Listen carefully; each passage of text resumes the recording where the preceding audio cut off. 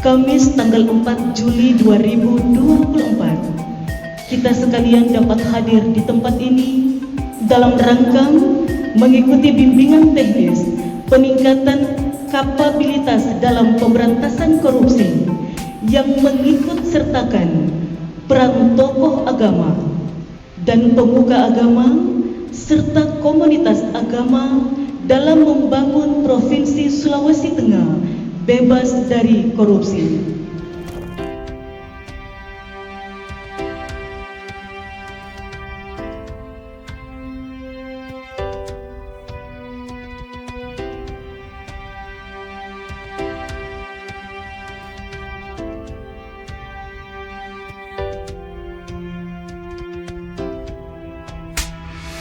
Kami diberikan amanat oleh Bapak Kepala Kantor Wilayah Kementerian Agama Sulawesi Tengah sebulan lalu untuk mempersiapkan tempat kegiatan ini sebagai tempat kegiatan bimbingan teknis.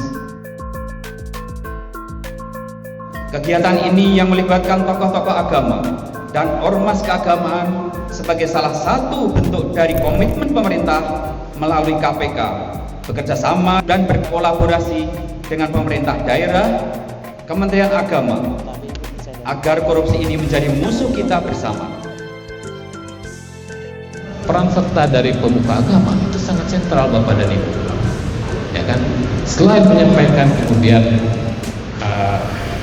pesan-pesan moral, pesan-pesan anti korupsi pada masyarakat, maka diharapkan juga bahwa pesan itu disampaikan dengan tindak tanduk dia gitu, dengan apa yang bisa dilihat oleh masyarakat.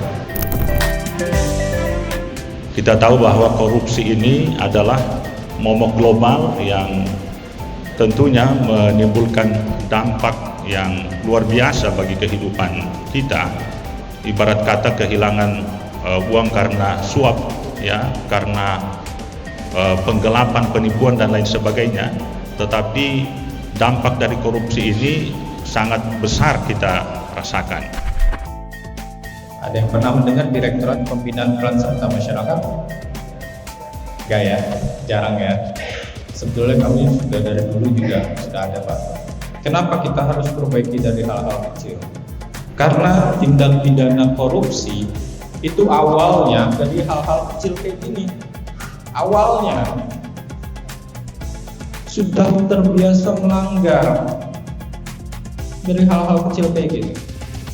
Berani, sederhana, peduli, disiplin, adil, kerja keras. Di KPK itu ada yang namanya LHKPN, laporan harta kekayaan penyelenggara negara.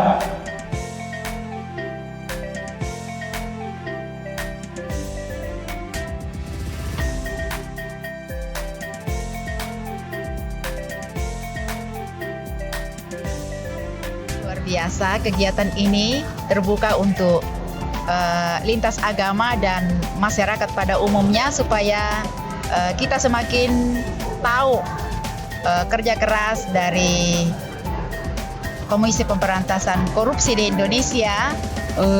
Kebetulan saya juga penyuluh agama Katolik, dan dalam hal ini sangat bersentuhan dengan kaum ibu, kemudian anak-anak dalam usaha-usaha saya setiap hari. Jadi memang saya merasa bahwa nilai-nilai ini atau ajaran ini saya membutuhkan untuk mengajarkan kepada anak-anak sedini mungkin dan juga kepada kaum ibu yang saya dampingi supaya bagaimana mendidik anak-anak mereka mempersiapkan memiliki nilai-nilai yang baik dan benar supaya tidak di kemudian hari menjadi seorang koruptor. Mengingat keberadaan korupsi di bangsa kita yang begitu sangat memprihatinkan, sehingga kami semua peserta yang diundang bisa menyimak sebenarnya apa yang dimaksud dengan korupsi. Ketika mengikuti kegiatan ini sebagai pribadi maupun sebagai penyuluh, saya ingin Sulawesi Tengah bebas dari korupsi. Alhamdulillah kami merasa berterima kasih dan patut bangga terhadap kegiatan hari ini, sebagai bentuk pemberian edukasi kepada kita semuanya, apalagi kita di kalangan tenaga pendidik. Tentunya pemberantasan korupsi sudah sejak dini harus kita perkenalkan atau kita sosialisasikan kepada anak-anak kita, ya. Dengan adanya sosialisasi ini khususnya kita di Provinsi Sulawesi Tengah agar korupsi baik itu di kalangan pemerintah maupun di mana saja, tentunya kita sama-sama mencegah, untuk kita sama-sama memberantas, ya, apa yang sudah disampaikan bahwa korupsi itu sangat berbahaya dan sangat merugikan negara.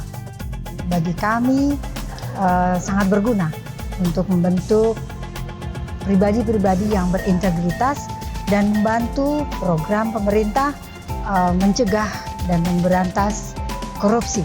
Secara pribadi, saya tentu akan meningkatkan kapabilitas saya, meningkatkan integritas saya sebagai pribadi.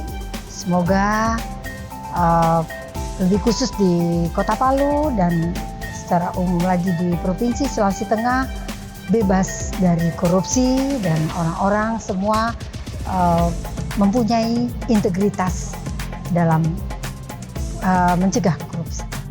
Berantas korupsi, Palu bisa. Berantas korupsi, Palu bisa. Berantas korupsi, Palu bisa.